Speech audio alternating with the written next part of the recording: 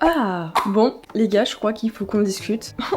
Aïe, aïe, aïe. Hey tout le monde, c'est Charline The Chérie, j'espère que vous allez bien. Et aujourd'hui, on se retrouve pour une toute nouvelle vidéo. Ça fait tellement longtemps que j'ai pas fait de vidéo blabla face cam. Et aujourd'hui, on va parler de ma santé mentale et physique. Ça fait genre des années que j'ai pas fait cette vidéo mise au point. Avant de commencer, c'est juste vraiment être informatif et aussi pour faire un peu de prévention à mon échelle. Non, je suis pas là pour faire ma grosse victime. Enfin, je pense que les gens qui me connaissent savent que c'est pas trop mon concept. Regardez-moi ce petit collier que j'ai fait toute seule. Il est pas trop beau. Oui, il est beau. Dites-le en commentaire. On se retrouve dans mon décor YouTube. Et ouais, partie de la chambre que vous aimez bien, je pense. J'ai noté sur mon téléphone absolument tout ce que je devais vous dire dans cette vidéo parce que franchement, mais cette vidéo elle va être longue, mais je veux pas qu'elle soit trop longue. Donc, j'ai pris mes petites notes sur mon téléphone et je vais pouvoir un peu raconter ma vie de tout ce qui s'est passé en 4 ans de maladie. Quelle est ma maladie? Quelles sont mes nouvelles pathologies? Enfin bref.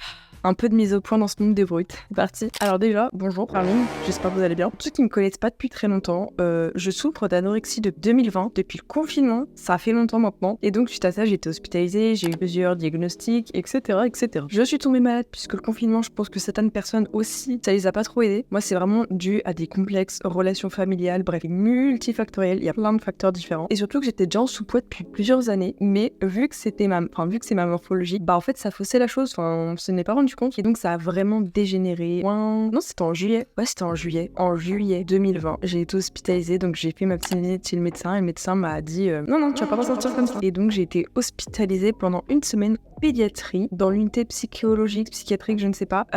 Pire truc, j'étais dans un centre qui était pas du tout adapté à moi. C'était une catastrophe horrible parce qu'il y avait toutes les pathologies qui étaient mélangées, que ce soit des TS. Non, mais par contre, là, les personnes qui me regardent, j'étais vraiment mélangée avec nous, des personnes qui avaient des troubles du comportement alimentaire comme moi, comme des personnes qui n'avaient rien à voir. Donc c'était assez dur pour moi parce que j'étais vraiment pas à ma place et c'était horrible. J'ai vu des trucs que je n'aurais jamais dû voir. Donc j'en suis ressortie plus traumatisée qu'elle allait, encore pire. Donc 0/10 sur TripAdvisor, horrible. Donc cette hospitalisation m'a permis un petit peu de freiner la maladie, de reprendre un peu du poids. Sur le moment, ça m'a un peu aidé. D'avoir aussi un suivi psy, d'aussi expliquer les choses qui n'allaient pas. Enfin voilà, ça m'a quand même aidé dans ce sens-là, poser une barrière, mais c'était beaucoup trop brusque. Pas le droit au téléphone portable, pas le droit d'avoir des lacets, pas le droit d'avoir des boucles d'oreilles, avoir les ongles coupés, les toilettes qui étaient fermées. Est-ce qu'on en parle de cette dinguerie alors que vraiment je n'avais rien à voir avec ça? C'était soi-disant pour pas se faire vomir alors que je n'ai aucun rapport avec ça, c'était horrible. Donc des trucs horribles comme ça. Pas le droit de voir ses parents, bien sûr, pas le droit de sortir de sa chambre. C'était pire qu'une prison. Une prison, je vous assure, c'est mieux. Donc, j'en suis ressortie encore plus traumatisée. C'était une catastrophe. J'ai ensuite été hospitalisée une fois pareil en 2021 pour pareil, la même chose. Ça n'a servi à rien. Bref, j'ai fait ma rentrée en seconde. Ouais, c'était en 2020.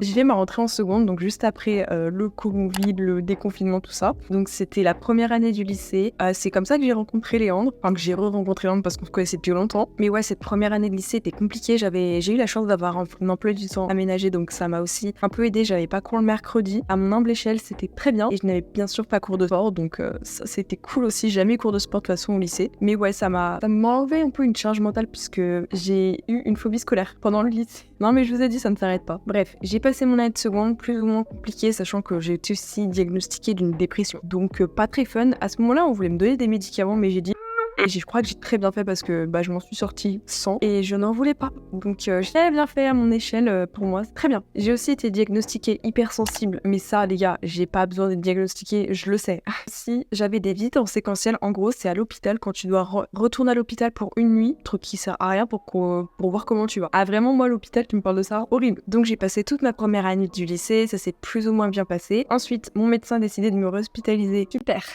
Donc j'ai été hospitalisée pareil une semaine, ça n'a servi strictement à rien, c'est pire qu'à l'aller, mais c'est pas grave. Mais suite à ça, il y a eu quand même un positif, c'est que j'ai pu trouver une neuropsychologue et cette neuropsychologue a vraiment aidé, et je la vois plus trop maintenant, mais elle m'a vraiment aidé pendant 2 années de lycée de phobie scolaire. Et justement, j'ai vu aussi avant une psychomotricienne ainsi que mon médecin de l'époque, et cette psychomotricienne m'a dit qu'il faudrait que j'aille faire des tests neurologiques, bref, le test de QI. Et c'est comme ça que grâce à ce test de QI, j'ai pu voir ma neuro. Vraiment, des fois c'est un truc qui parle d'un truc qui parle d'un truc, et vraiment ça peut aider. Mes tests de QI étaient bons, donc bonne nouvelle. Mais en soi, ce qui est con, c'est quand tu souffres d'anorexie, c'est que ton test de QI, il est un peu biaisé parce que t'es pas au top de tes capacités cognitives. Mais d'après ce que j'ai pu avoir comme résultat, je suis un peu au-dessus de la norme, mais pas trop pour être HPI. Donc tu vois, ça va. Comme ça, on me colle pas une étiquette J'aimerais pas me coller une grosse étiquette alors que, s'il vous plaît, non. Et donc j'ai arrêté de voir mon médecin à partir d'avril 2023 puisqu'elle partait à la retraite. Demain, j'avais 18 ans, donc c'était plus dans le service adapté. Et j'ai terminé de voir ma psychomotricienne, donc fin 2021. Ça remonte. Mais vraiment, une psychomotricienne, ça permet de prendre conscience de ton corps. Moi, c'était vraiment vraiment tout ce qui était massage, mais quel bonheur. Bref,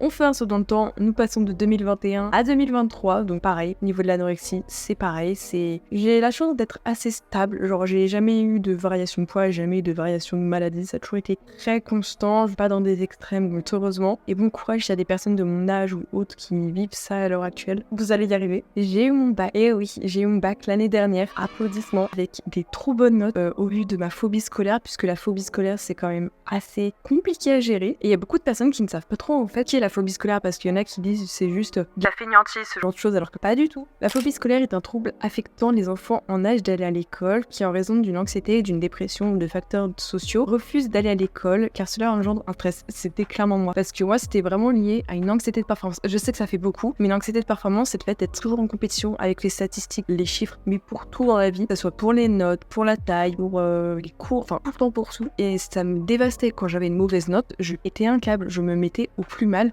Bon après pleurer pour avoir une mauvaise note, j'ai toujours pleuré pour les cours, j'ai toujours pleuré pour les notes, depuis le collège, depuis l'école primaire, même à l'école primaire on me disait tu as pas quand même pleuré au collège pour des notes. T'inquiète que si j'ai bien pleuré au collège, tu as pas quand même pleuré au lycée pour des notes. J'étais la seule à pleurer pour des notes et voilà quoi, c'est Charline. Mais ouais donc anxiété de performance, mais c'était pour tout aussi, ça t'éteignait beaucoup aussi sur les vidéos YouTube. Genre vraiment à l'époque, quand il y avait une vidéo qui faisait pas assez de vues pour ce que je voulais, je la mettais en privé, je la supprimais, ou j'essayais vraiment de faire le truc le plus putaclic possible, mais pas pour avoir des vues, c'est juste pour ne plus avoir ce stress. Et il y a beaucoup de personnes qui pensaient vraiment que j'étais une personne horrible, alors je vous promets que non, c'est juste une pathologie horrible. Et même encore aujourd'hui, enfin après je pense que les personnes qui sont plus à gérer le stress vis-à-vis des statistiques, des chiffres ou quoi que ce soit dans la vie, tant mieux pour vous. Puis à moi, c'est pas possible. Vraiment, genre dès que tu mets en compétition avec des notes et tout, je suis au bout de ma vie. Et pour des trucs tout con, les chiffres, c'est une réelle angoisse. Ça peut être aussi pour l'argent. Vraiment, l'argent, c'est une angoisse ultime pour moi. Genre vous me mettez de l'argent, je suis en mode je suis perdue. Donc ça me m'engendre beaucoup de stress. Mais ouais, la phobie scolaire, moi ça a vraiment énormément d'éteintes sur ma scolarité puisque j'avais beaucoup d'heures d'absence. J'avais plus d'une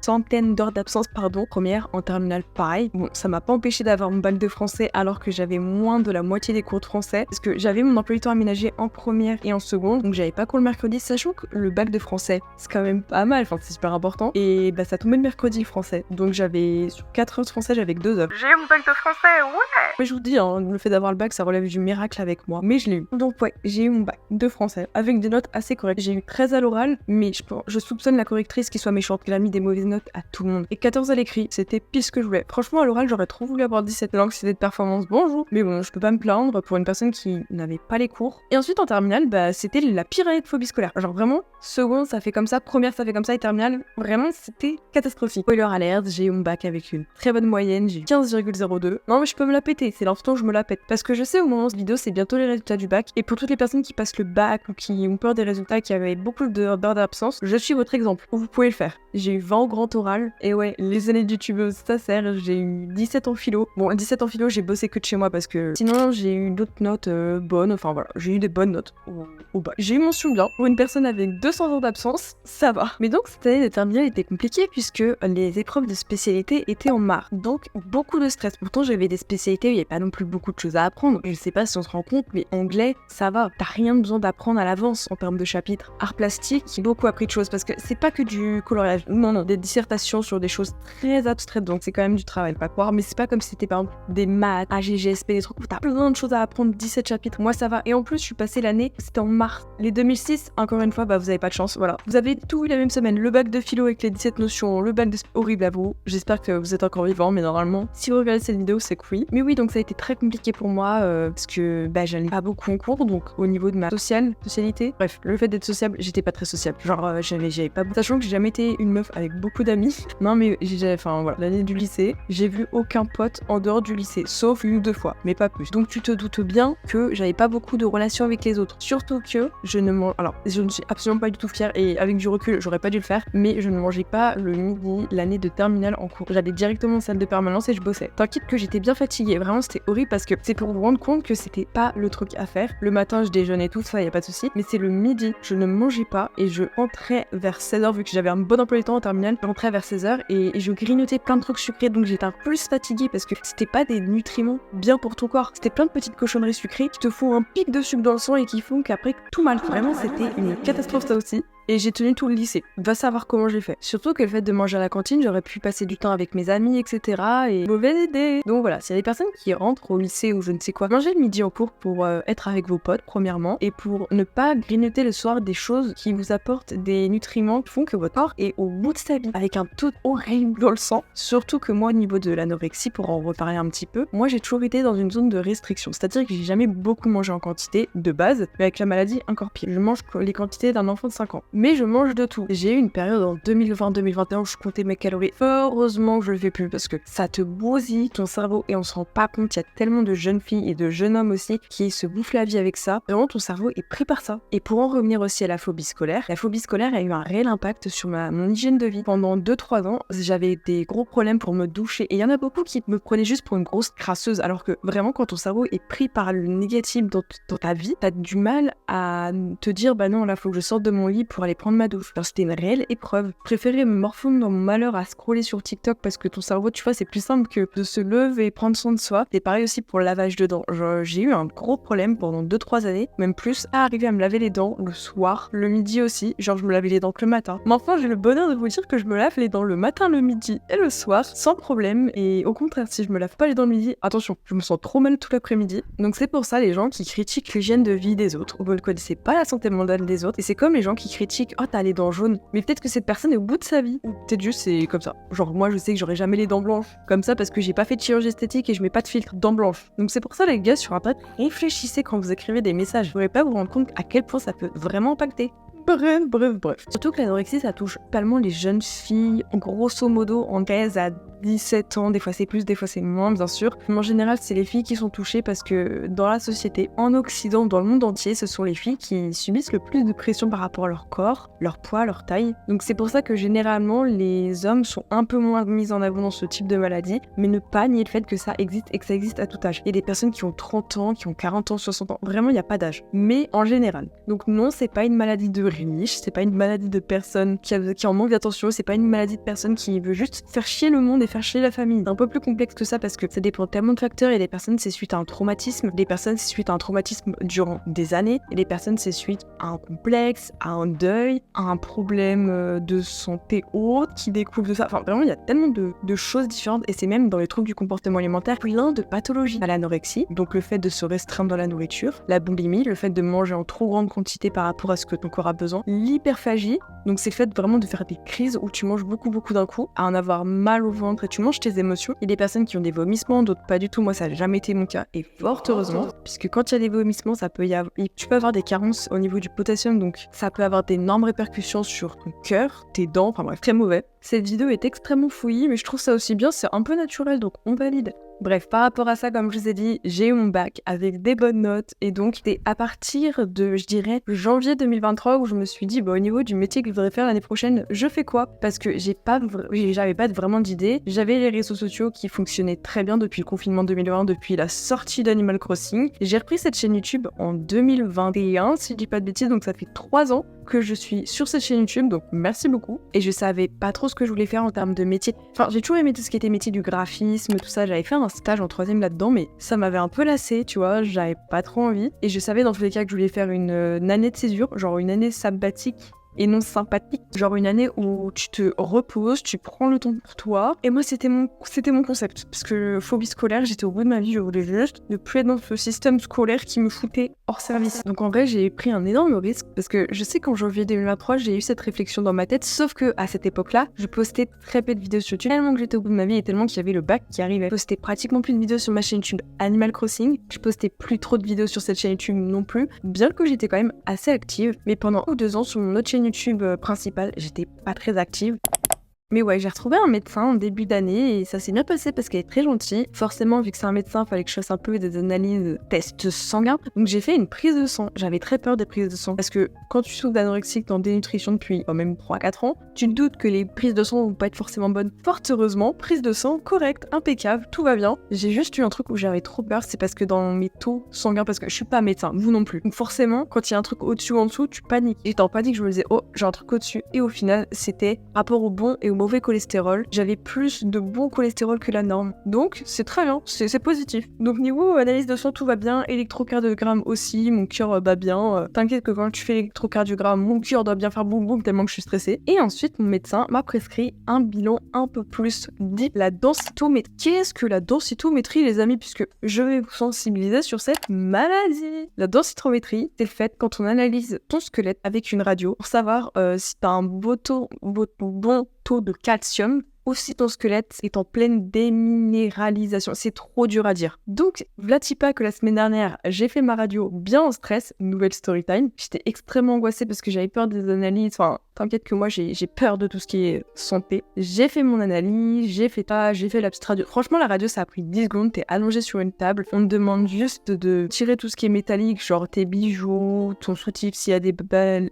Ouais, des baleines, donc tout va bien pour moi. Ce qui est métallique sur toi, donc j'ai tout retiré. J'avais rien à retirer, fort heureusement. On te demande juste de baisser un peu ton pantalon, vu que c'est au niveau du fémur, du bassin qu'on prend ton analyse. Et vlati pas que, ah bah ça fait peur. Alors ça c'est quoi? Ça c'est, ah bah non, ça c'est les élections européennes. Bon, c'est pas le sujet du jour, fort heureusement. Ça c'est quoi? Tout le chef-lisons les dramas. Donc, elle m'a prescrit l'ostéodensitométrie osseuse, indication IMC, aménorrhée secondaire depuis plus de 6 mois. Ah bah t'inquiète que ça fait plus de 6 mois, ça fait 4 ans. Indication IMC effondrée chez une fille de 18 ans. Alors, j'ai 19 ans déjà. Et donc, on a mesuré la densité osseuse par thiométrie non mais c'est bon. Effectuée sur le rachis lombaire et le col fémoral gauche. Je vais pas vous faire voir parce que moi-même je comprends pas. C'est au niveau du fémur gauche et du rachis lombaire. Et quand ton score est positif, tout va bien. Quand ton score est négatif, mauvais signe, devinez quoi? Négatif. Donc de -1 à -2,5, c'est de l'ostéopénie. Lisons une petite définition. L'ostéopénie est une fragilité de l'os, tissu très dynamique. L'os se détruit et se reconstruit continuellement grâce à la bonne coordination entre les cellules qui détruisent le veille osseux, les ostéoclastes et celles qui les reconstruisent, les ostéoblastes. Bref, c'est une petite fragilité osseuse, tranquille, mais de -2,5 à moins l'infini, bon, pas non plus trop parce que tu peux pas, eh bien c'est de l'ostéoporose, c'est ce que j'ai. Donc je suis le seuil juste au-dessus de l'ostéopénie. Je suis à -2,6, donc en soi c'est une petite ostéoporose, mais l'ostéoporose c'est grave. Définition ostéoporose. L'ostéoporose est une maladie osseuse qui associe à la fois une diminution de la densité de l'os, en gros tes os ils sont moins solides, et des modifications de sa microarchitecture. L'os est plus fragile et moins résistant, et par conséquent le risque de fracture augmente. Fracture du col du fémur, poignée des vertèbres. Sachez que cette maladie est normalement attribuée aux personnes âgées. J'ai 19 ans, donc peut-être, et il y a beaucoup de chances que peut-être vos grands-parents puissent avoir de l'ostéoporose, et c'est normal quand tu vieillis. Les femmes produisent moins d'œstrogènes, donc au niveau des hormones, etc., de fragilité de l'os, enfin, c'est normal. C'est normalement à partir de la ménopause que ça commence. Et j'ai 19 ans, rappelons-le. Donc en soi, c'est une maladie très fréquente chez les personnes de plus de 50 ans. J'ai 19 ans.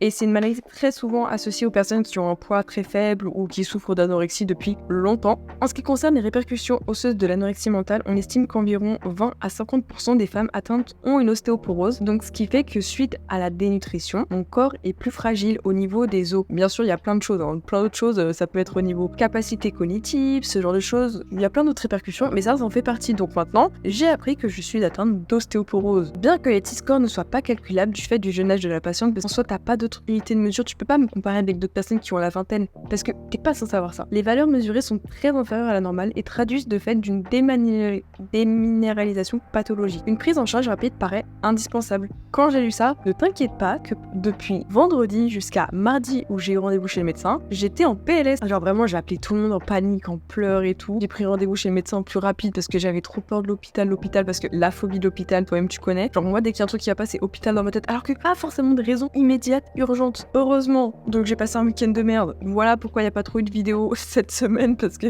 j'étais en train de pleurer. J'ai vu mon médecin, elle a été rassurante et elle m'a dit elle ne pouvait pas m'envoyer à l'hôpital vu que c'est pas fait, comment dire, genre c'est pas quelque chose d'urgent maintenant tout de suite. Genre ça atteint pas à ma santé directement là maintenant urgente. Donc elle m'a conseillé d'aller voir, enfin elle m'a orienté chez un rhumatologue, donc c'est celui qui s'occupe des maladies osseuses, d'articulation, tout ça. Heureusement, je pensais pas et ça m'a fait beaucoup de peine, mais j'ai vraiment demandé sur Instagram s'il y a des gens qui ont déjà eu ce genre de problème, qui ont déjà vu un rhumatologue, etc. Et j'ai quand même plusieurs dizaines de personnes qui sont venues me parler de ça. Et Et j'ai vu que j'avais pas mal de comptes de jeunes filles qui souffrent aussi d'anorexie qui me suivent. Et je me dis, ça me fait... C'est pas que ça me fait beaucoup de peine, mais je me dis, je suis très empathique pour vous parce que je sais ce que vous traversez. Et bon courage à vous et j'espère que vous allez aller mieux. Et puis même pour les personnes qui sont encore dans le déni de ce genre de maladie, j'espère aussi que vous allez vous en sortir, que ça va pas être trop grave. Donc ce qui fait que pendant tout ce week-end, j'étais au bout de ma vie, j'ai fait que de pleurer. Vendredi soir, j'étais en crise de panique. J'ai appelé tout le monde en pleurs. J'ai appelé ma neuropsy que j'avais pas vue des mois et des mois en pleurs et tout. Au final, ça va. Mon médecin m'a vraiment rassurée en me disant qu'il y a des traitements qui existent pour limiter, que je crois pas qu'on puisse guérir de ce genre de maladie. Donc on ne peut pas guérir de l'ostéoporose, mais le maintien d'une bonne hygiène de vie et certains traitements peuvent aider à prévenir, contrôler ou même inverser la perte osseuse. Donc en gros, quand ton squelette il est un peu défoncé, il peut pas aller dans le bon sens. Mais ça veut pas dire que je vais me casser un os ou que je vais me briser en 1000 morceaux. Ne vous inquiétez pas. Surtout que je me suis jamais cassé quoi que ce soit à part une dent. Il se casse une dent définitive, même personne. Et le pouce. Mais voilà, donc mon squelette est fragilisé et ça c'est entre guillemets irréversible. Par contre, tu peux limiter la casse en prenant des traitements comme du calcium, de la vitamine D, ainsi qu'aussi continuer le renforcement musculaire, genre bouger. Enfin, mais ça c'est valable pour tout dans la vie, les gars. Vous devez bouger. Donc j'essaye quand même de faire un petit tour tous les jours pour bien bouger, pas que je sois un légume. J'ai aussi acheté du lait et des yaourts. Voilà, parce que c'est quand même important d'en manger. Les produits laitiers sont nos amis pour la vie, on n'oublie pas. Donc voilà, il faut que je prenne rendez-vous chez un rhumatologue pour qu'il puisse potentiellement me prescrire des médicaments. Mon médecin était tellement gentil et tellement compréhensible, bref, carrément fait une petite lettre au médecin pour lui expliquer que un peu tout mon background de vie en mode j'ai peur de l'hôpital, gna gna gna. De toute façon, elle m'a bien expliqué que personne ne pouvait mourir à l'hôpital parce que j'ai 19 ans et que ça va, genre mentalement, enfin je pense que ça se voit, que quand tu regardes mes vidéos d'il y a 2 ans, j'étais beaucoup plus au bout de ma vie. Là, ça va, je suis calme, je n'ai plus de stress à part entière, je mange de tout, c'est juste la quantité. Je suis extrêmement stable dans la maladie, vraiment plus stable, tu meurs. Donc, ça me permet de tout faire, je peux voyager, je peux faire des conventions pour vous rencontrer, partir dans d'autres pays, partir en vacances. Vraiment, ça me permet de tout faire, je peux courir, je cours pas beaucoup, mais je peux me balader, je peux courir quand même, enfin, ça va. Au niveau de mon squelette, je savais même pas. Genre, j'ai jamais eu de douleur osseuse de ma vie. Je sais pas, je m'étire tous les jours, je bouge un minimum mon corps. Donc, à mon âge, ça. Elle a quand même fait une gentille petite lettre pour expliquer tout ça. Et vraiment, ils ont écrit tout mon background de vie. Ils ont marqué que j'avais une phobie scolaire, MDR, alors pas de tabac, t'inquiète que ça. C'est quoi ça? Carrément, je découvre que j'ai eu des trucs chirurgicaux. C'est quoi ça? Je vais essayer de vous le lire. Adénoïdectomie. Qu'est-ce cette chose? C'est l'ablation chirurgicale des végétations adénoïdes. Ah ouais. Bon, c'est pas très grave, mais en gros, quand j'étais petite, je me suis fait opérer des végétations. Et j'avais trop de la morphe qui coulait. Mais je crois que j'avais 2 ans, quelque chose comme ça. J'ai eu un zona à l'âge de 14 ans sans complications. Ah oui, un zona c'est comme de l'eczéma mais encore. Et ça c'était dû au stress. J'avais un zona au niveau du nombril. Oh là là, mais bon ça va, après c'est très vite parti. Anorexie mentale. Bon c'est déjà pas mal hein. Et ouais, pour parler un peu à l'heure actuelle, parce que ça fait tellement longtemps que j'ai pas fait de vidéo sur ma santé, comme je vous ai dit les gars, je suis pas là pour faire ma victime. Bah ça va, vraiment en 1 an de non-phobie scolaire, vu que je ne suis plus dans ce système-là, tout va bien, genre c'est stable, j'ai eu ma petite vie dans mon coin, je peux sortir, j'ai plus mon cerveau qui est pris par les cours à me dire alors là non, tu n'as pas le droit de sortir puisque tu dois réviser. Alors là non, il y a quand même des points négatifs, je ne peux pas aller au restaurant, mais j'ai jamais été très friande des restaurants dans ma vie, donc je ne vois personne. Après j'ai quand même un métier ultra isolé où je travaille depuis chez moi, donc ça n'aide pas, et j'ai jamais été une personne avec beaucoup d'amis, donc je ne vois de gens en dehors du lycée, et vu que je ne suis plus au lycée, je ne vois pas d'amis en soi. Chose à améliorer. Mais ça reste toujours lié au réseau, mais j'ai quand même une copine des réseaux que je pense que je vais bientôt vous voir. Faire les magasins, etc. Ça va être trop bien. Parce qu'elle habite vraiment pas loin de chez moi, elle a déménagé pas du tout loin. Donc comme ça, on pourra faire les magasins ensemble cet été, ça va être cool. Et je suis pas indépendante, mais ça c'est juste moi genre. Je suis pas une personne indépendante, j'ai vraiment besoin de papa maman. Et à l'heure actuelle, je vois plus trop de psychologues, enfin je vois plus trop ma neuropsy, puisque genre, sauf la semaine dernière parce que quand même storytime de qualité. Mais sinon là je ne vois plus trop de gens, j'ai pas le besoin, je ressens pas le besoin d'aller voir quelqu'un à l'heure actuelle parce que ça va, c'est stable. Genre niveau du mental, je pense que comme beaucoup de personnes, ça joue en fonction de la saison. Et là on rentre en pleine période d'été enfin parce que on n'a pas eu de printemps, il y a plus tout le temps.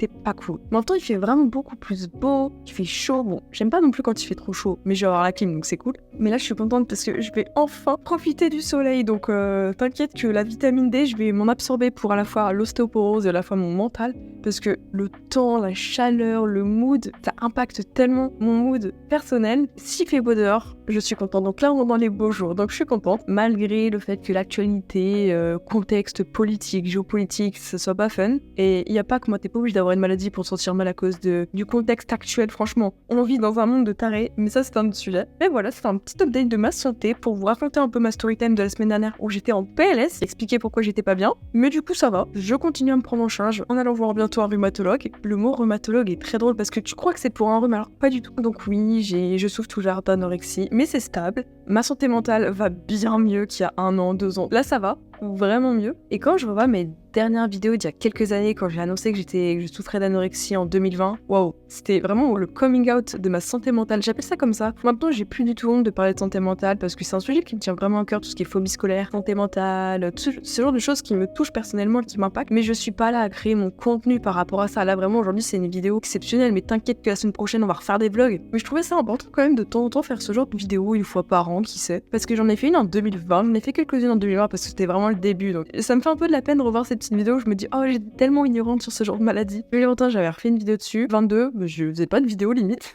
Et 2023, bon, c'était surtout santé mentale, phobie scolaire à cette époque-là. Là, bah, c'est un peu l'update, tout ça va. Genre, je suis stable, j'ai appris que j'avais l'ostéoporose, mais ça va. Genre, tout va bien, je peux courir, marcher, manger, tout va bien. Donc, en espérant quand même que ça a pu faire plaisir à 2-3 petites personnes, que j'ai pu reparler de santé mentale comme ça, aussi deep, aussi profonde, et que ça a pu aussi peut-être sensibiliser des personnes qui souffrent de pathologies mentales et qui se rendent pas compte. Voilà, n'hésitez pas à en parler pour ne pas avoir ce genre de complications comme moi, potentiellement, et que les gars, vous êtes bien plus qu'un poivre. Franchement, j'en parle. En étant dans cette maladie-là, les gars, profitez de votre vie, genre mangez à votre faim. C'est pas en étant plus mince, plus maigre que votre vie sera meilleure. Franchement, non, ça va pas vous aider, au contraire. Et si vous sentez que vous avez une relation un peu toxique avec la nourriture, ce genre de choses, n'hésitez pas à en parler à un professionnel de santé ou à un... Il n'y a pas de honte, vous pouvez en parler à un médecin, vous pouvez en parler à vos amis, profs, c'est les vacances, à votre famille. Et très important aussi, petit reminder, parce que les réseaux sociaux, ça impacte vraiment surtout les jeunes, les plus jeunes, les adolescents, les adolescentes aussi, très confrontés aux images parfaites de meufs sur Instagram, parce que moi-même ça m'impacte. Ne vous comparez pas au top 0,00001% de la population, puisque est-ce que quand vous regardez dans votre entourage, il y a des personnes qui ressemblent à ce genre de corps sur Internet? Non. Surtout qu'Internet est bête et méchant, puisque les photos sont retouchées, on prend les meilleures photos sous notre meilleur angle, avec notre meilleure tenue. Sur 100 photos, la personne va poster peut-être 2 photos, elle sera sous son meilleur angle, avec des petites retouches photos, couleurs, lumière et tout, pour paraître la plus parfaite possible. Donc ne vous comparez pas à ça. Même sur Instagram, genre sur Instagram, ou même sur TikTok aussi, tu vois des meufs qui percent juste en étant belles. Pas la réalité. Genre, arrêtez de vous faire du mal à scroller sans cesse en voyant plein de parfaits qui n'existent pas ou qui existent mais qui représentent même pas 1/10, 1/100, 1/1000 de la population. C'est leur travail en fait, leur corps. Donc ne vous comparez pas à des gens avec qui vous n'avez pas la même langue, la même situation familiale, la même situation santé. Enfin, vous n'êtes pas cette personne, vous pouvez pas lui ressembler. Et puis il y a aussi les fameux trucs de grands-parents, de parents, de régime avant l'été. En 2024 les gars, genre vous verrez bien cet été quand vous allez aller à la plage ou les gens ont encore totalement basique. C'est juste que sur les réseaux, on montre que ce qu'on veut. Genre, les gars, tout le monde possède des poils sur le corps. Tout le monde possède une peau texturée. Enfin, c'est normal, quoi. C'est la vie. Mais c'est juste qu'on a trop banalisé les corps filtrés, modifiés, en espérant que j'ai eu un minimum d'éloquence dans cette vidéo, parce que généralement quand il fait chaud et que je suis fatiguée, j'utilise des mots aléatoires et je ne bénéficie pas de mon maximum au niveau de mes capacités intellectuelles, parce que je suis en mode on va dormir, il fait chaud, il fait 26 degrés dans ma chambre, vivement que j'ai la clim. J'espère quand même que vous ne pensez pas que je fais ma pick me sur les réseaux à avoir besoin d'attention. Vraiment juste une petite vidéo safe place. Prenez soin de vous et vous êtes les meilleurs et ne vous comparez pas aux autres. Bisous!